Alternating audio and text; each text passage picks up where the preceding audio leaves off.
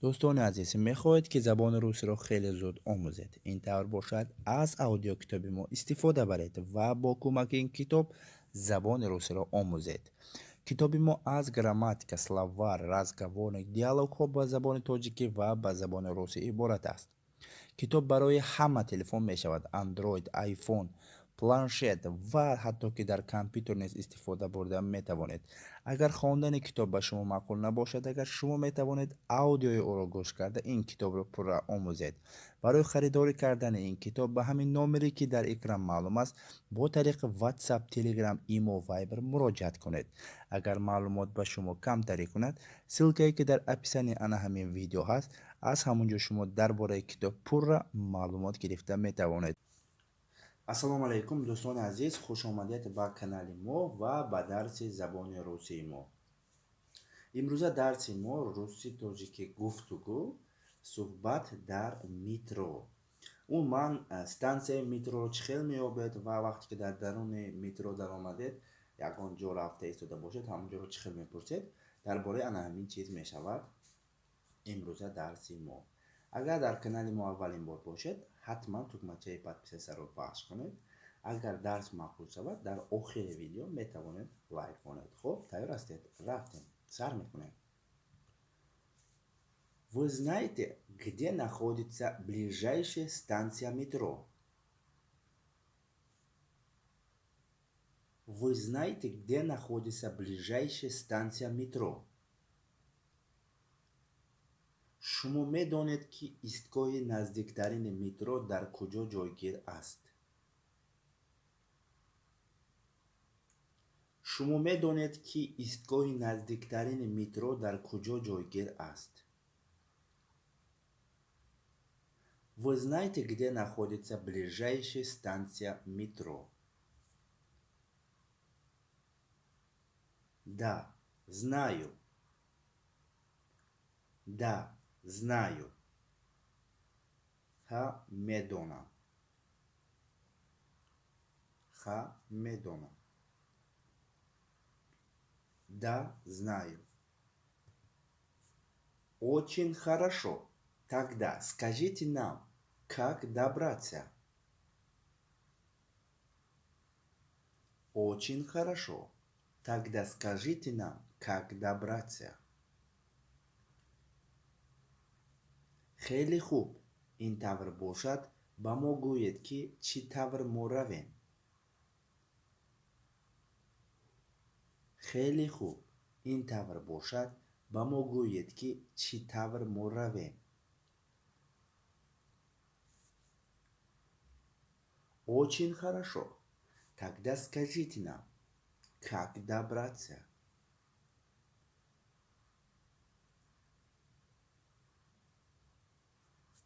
Вот на этом улицу идете прямо и сразу поворот направо. Там видно станция метро. Вот на этом улицу идете прямо и сразу поворот направо. Там видно станция метро. از همین کوچه راست میرید و به سمت راست میگردید. در همونجا ایستگاه مترو معلوم است. از همین کوچه راست میرید و به سمت راست میگردید. در همونجا ایستگاه مترو معلوم است. Вот на этом улицу идете прямо и сразу поворот направо. Там видно станция метро.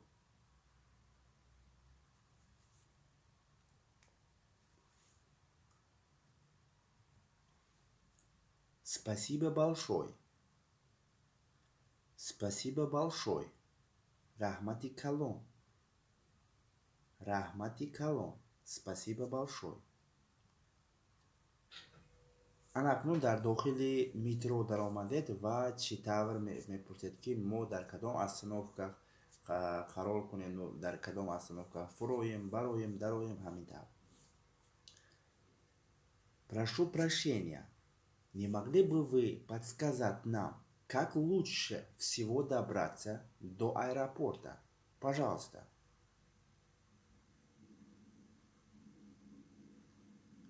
Прошу прощения, не могли бы вы подсказать нам, как лучше всего добраться до аэропорта? Пожалуйста.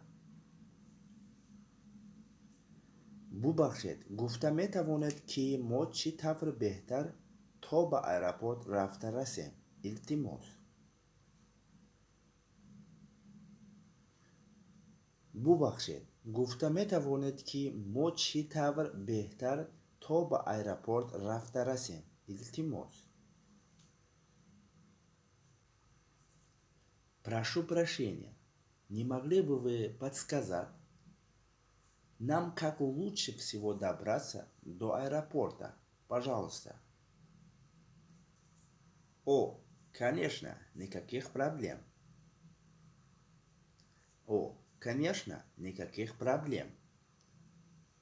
О, албатта, бе ягон хел мушкиле. Мы таджики из Таджикистана и не знаем города.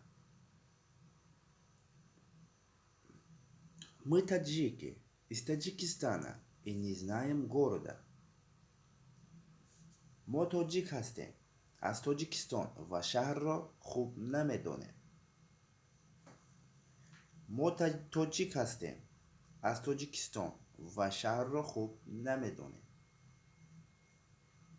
Мы таджики из Таджикистана и не знаем города. Это просто. После 2 остановки будет остановка аэропорта. Это просто.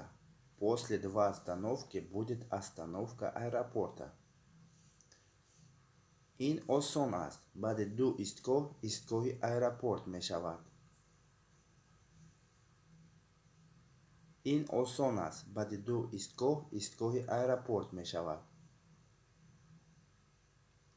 Это просто. После 2 остановки будет остановка аэропорта.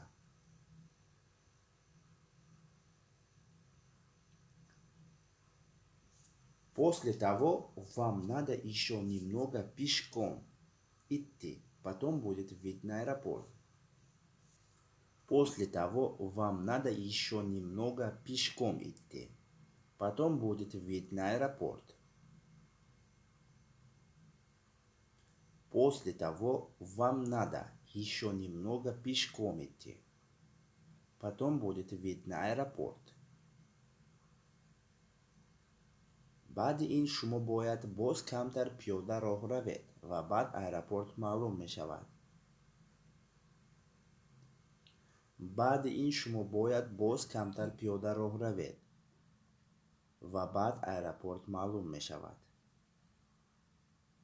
После того вам надо еще немного пешком идти, потом будет вид на аэропорт. Большое спасибо, что вы нам помогли. Большое спасибо, что вы нам помогли. Раҳмати калон ки шумо ба мо кӯмак кардед. раҳмати калон ки шумо ба мо кӯмак кардед. Большое спасибо, что вы нам помогли. Ничего. Все в норме. Счастливого пути. Ничего. Все в норме. Счастливого пути. ҳамаш хуб аст. ба шумо роҳи сафед. ҳамаш хуб аст. ба шумо роҳи сафед. Ничего. Все в норме. Счастливого пути.